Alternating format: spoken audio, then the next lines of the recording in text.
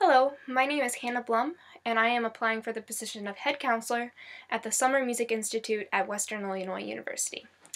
So the first question is, you have been a successful counselor in the past. What qualities make you a candidate for the head counselor position?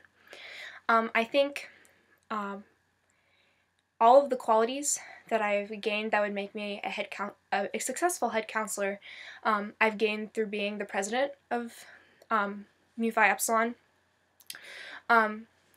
These qualities I've either gained or honed throughout my presidency so far.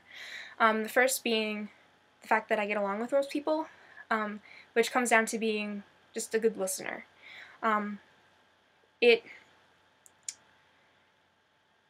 getting along, I'm not saying like I'm best friends with everyone, but I do think that I'm able to listen to other people and hear what they have to say without getting any bias in the way, which I think is important as a head counselor.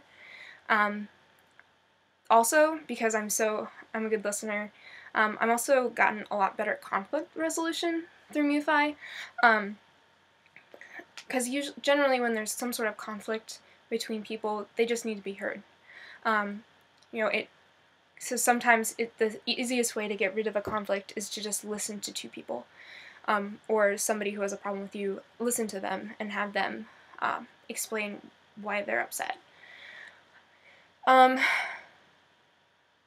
Organizationally, I've really honed my skills through being president of Mu Phi. I mean, in order to lead a group of people, you have to be able to organize them, as well as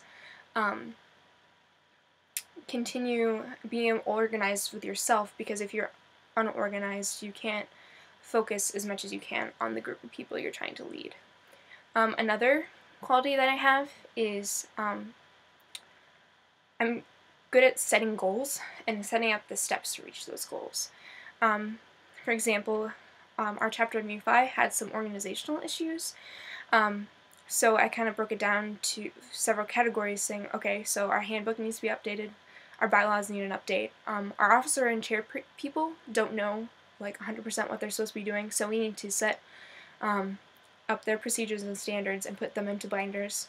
We also started officer and chair reports so that they are able to look at what they have done and what they need to do and reflect on that type of thing. And those are the types of things that I think are important that I've done so far, and I know that I could bring that to the head counselor position. The next question is, what weaknesses do you have that would keep me from hiring you as head counselor? I've always been introverted.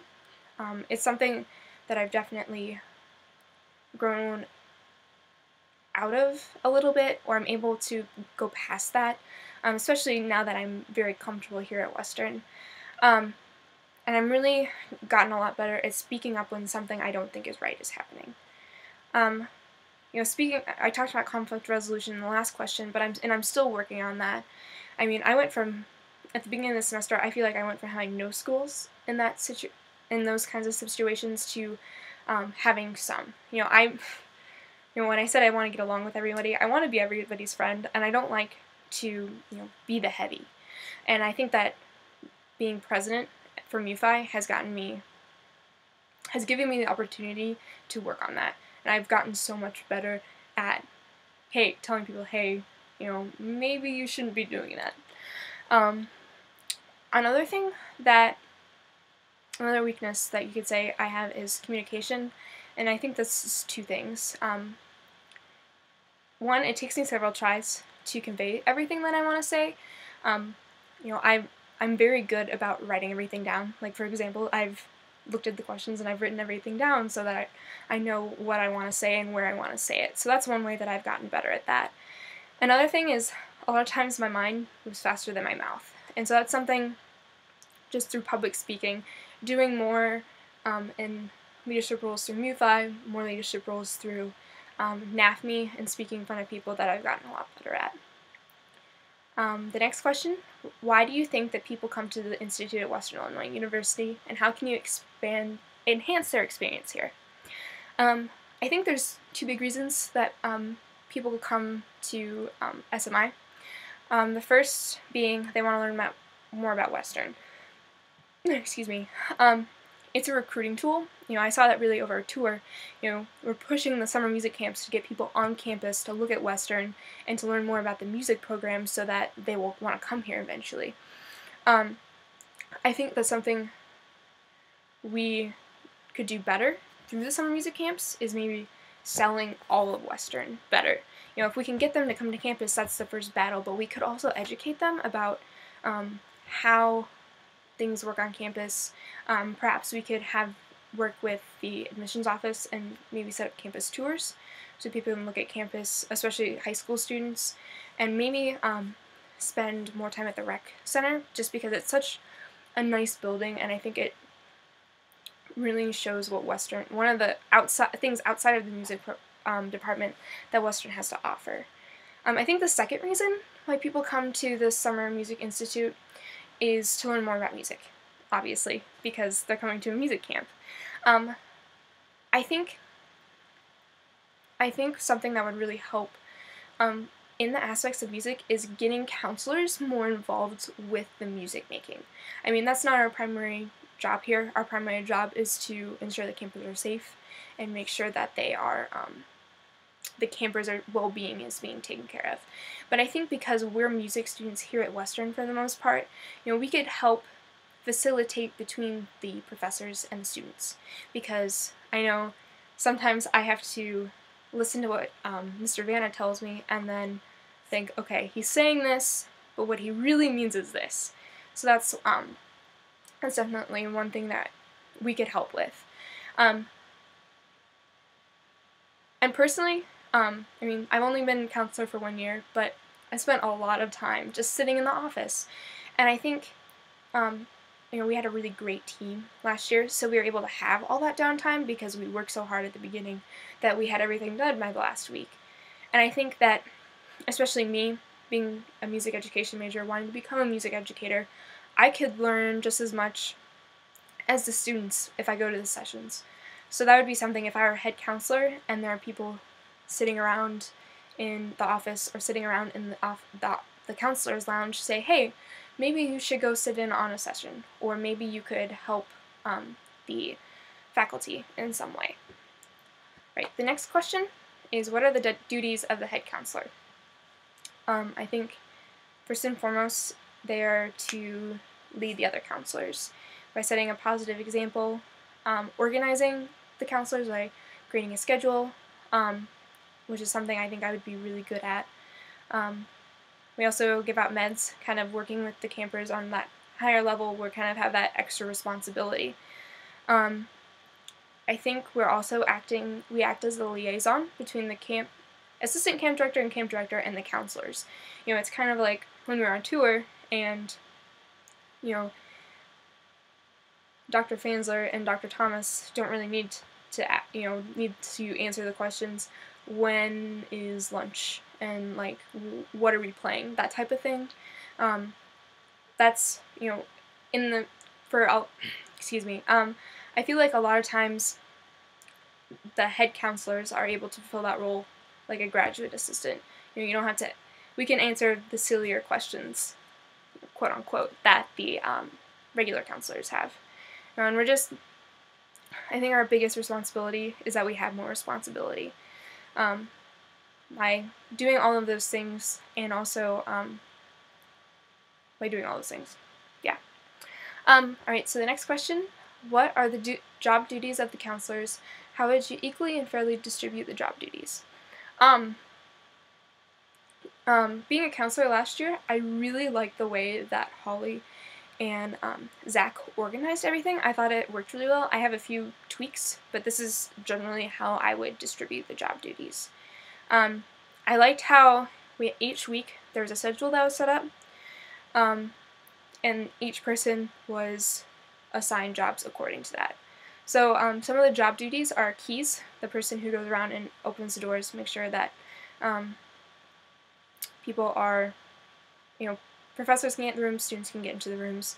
I think that 2 to 3 people could do keys during camps, just those 3 people. It was really helpful to only have like 2 people have that job last year because you learn which keys go to which doors, and then it's more efficient, so you don't have to have somebody, oh my gosh, I don't know how to open all these doors, and have it be stressful. Another job duty that the counselors do is rehearsal assisting. And for this, I would ask for interest in rehearsals. So for example, last year, Zach asked a few of us who would be interested in assisting the band rehearsals, and I said, well, I would be more interested in middle school, and David Hellier said that he was more interested in high school. So that's how, because my interest lies in younger students, I did the middle school, which was a great experience. Another job that the counselors do is the commuter duty, or like a floater, a person who oversees students who have to go between Corbin, Olson, or the dorms, and the music building if they do some sort of lesson during rec time. Or the commuter duty, I think, needs to stay the same all week. I think that's something that we didn't do last year, and it got really confusing for the students because it's like, who am I supposed to go to if I'm leaving now? So I think it would be easier just because then it would be like a rehearsal assistant where you basically learn who all the people in your ensemble are. Then the person who is doing the commuters can be like, okay, I know all the kids who are leaving. That makes it a lot easier for me. We have another job is being in charge of rec and supervising the floor during rec. I believe last year, something that I liked that Zach and Holly did was that those people generally got the night off afterwards. You know, doing rec was one of my least favorite jobs because a lot of times it was just easier to do. For me, it'd be easier to do board games because I'm not very athletic. But you know, having to do that kind of, maybe if you did do kickball or something, being able to have that night off afterwards would be really nice. Then another jobs that the counselors do is the office work, or if they're unassigned to something.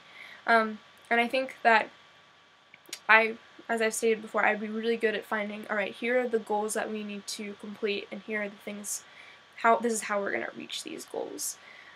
Whether it be, you know, stepping folders for next camps, making the buttons for the campers, doing other general like office work, making copies. Excuse me. I think I would be good at managing that. Another job is fun buttons, and so something we did last year that worked really well was having one person take the money and give out the buttons. Just then, campers know who they go to instead of having several different people, kind of like the commuter duty, have it be confusing.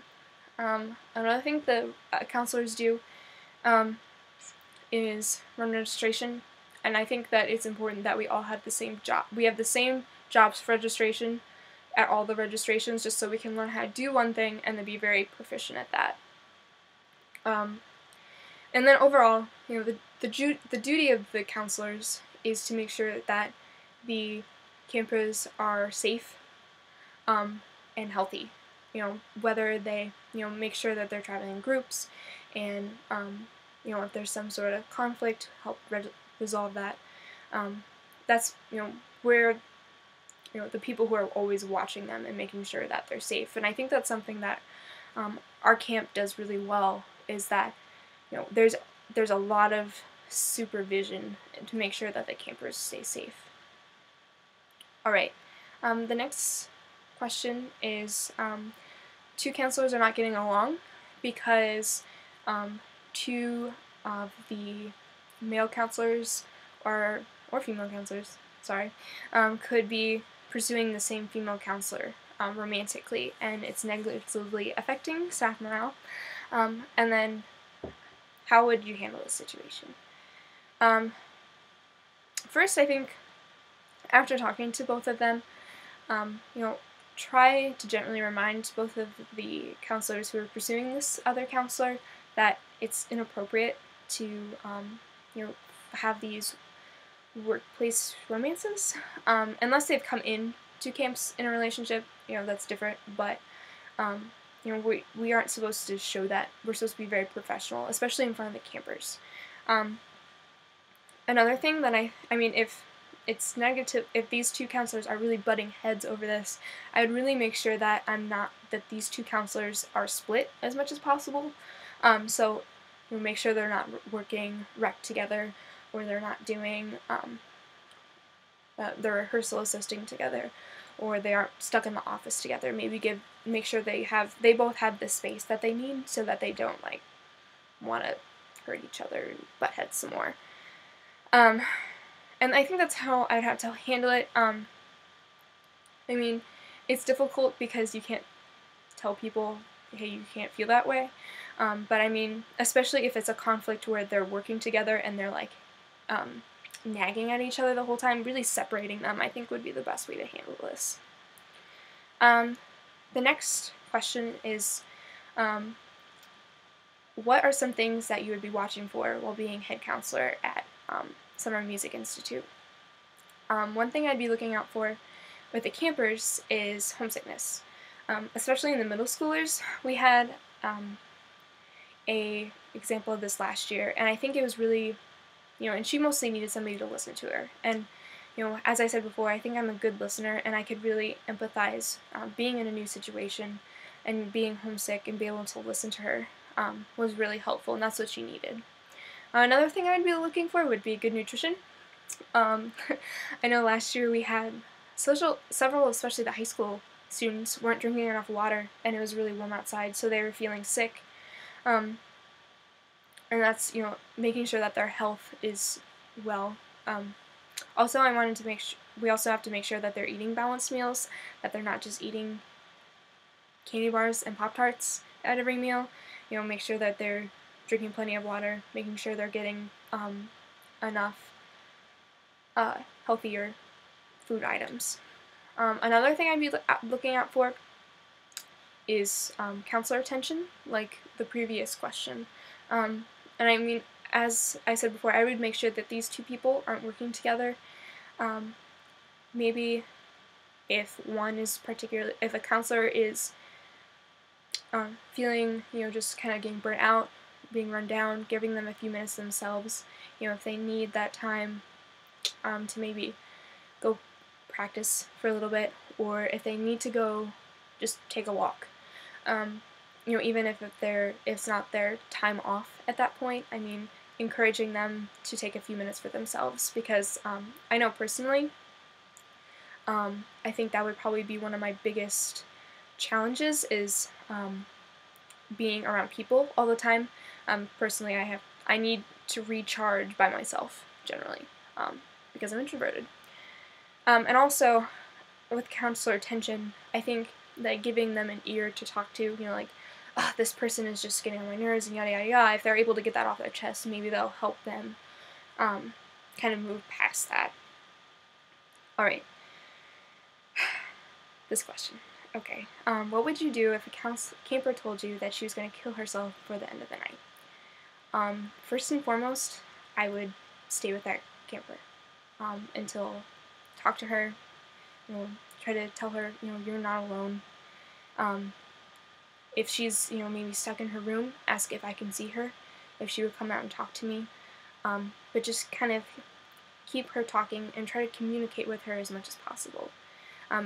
While this is happening, I would be texting the other head counselor or camp director, assistant camp director, and telling them to call OPS or 911 immediately and allow them to take care of that, because I think at this, if a camper told me this, like came up to me or somebody else said that and came up to me and told me that, I would want to make sure that I was with the camper that was having the suicidal thoughts at all times until help was able to arrive. I'm going to get personal for a second. I have experience with this, especially recently, and I'm telling you this because I think, I wasn't sure how I would react in a situation. Would I freeze up? Would I just start crying? But now that I kind of unfortunately have experience with suicide, or somebody saying, hey, I think I might kill myself, I have more confidence in my ability to react to a situation. And other high pressure situations. You know, it's hard to know exactly what's going to do because it changes in every situation, but now I feel like just because I have a little bit of experience, then maybe I'll be able to help more if this ever were to happen. I really hope it never happens, but I do have that experience. The final question, if not selected, are you interested in being a counselor? And yes, very much so. I applied for head counselor for some new experience, but I felt after being a counselor last year that being able to follow is just as important as being able to lead. And I think that the experience of working with the campers would be just as valuable as a counselor as being head counselor, because we interact with this. I feel like we interact with the students generally at the same level. So I would love the opportunity to be a counselor again. That was a really great experience. All right, so thank you. Again, my name is Hannah Blum, and I'm applying for the head counselor position.